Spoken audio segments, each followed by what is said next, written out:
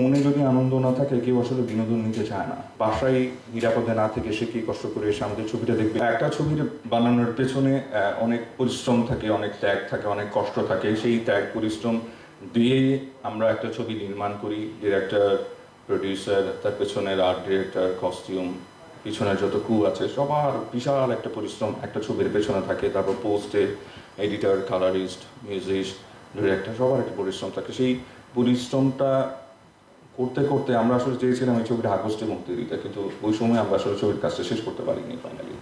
এই কারণে ছবিটা মুক্তি দিতে পারিনি। তো আমরা সব কিছু মিলিয়ে মুক্তি দেব করে করে এই ডিসেম্বরে এসে পৌঁছেছি। আমাদের খুব ইচ্ছে ছিল বা ইচ্ছা আছে এই বিজয়ের মাসে এই ছবিটা রিলিজ দেওয়ার। আমরা একটু পরেই হয়তো কি বলতে যাব, আমরা কিছুক্ষণ আগেও আসলে ইনডিসিশনে ভুগছিলাম আমরা আসলে কোন ডিসিশনটা নিব।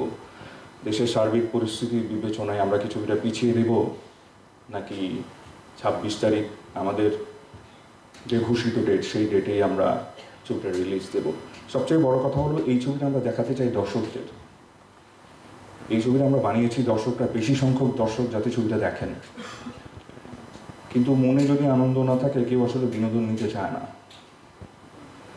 তো যাদের মনে, দর্শকদের মনে যদি আনন্দ না থাকে, স্বাভাবিক একটা পরিস্থিতি তৈরি না হয়, তো দর্শক ওইসব বাসায় নিরাপদে না থেকে সে কি কষ্ট করে এসে আমাদের ছবিটা দেখবে।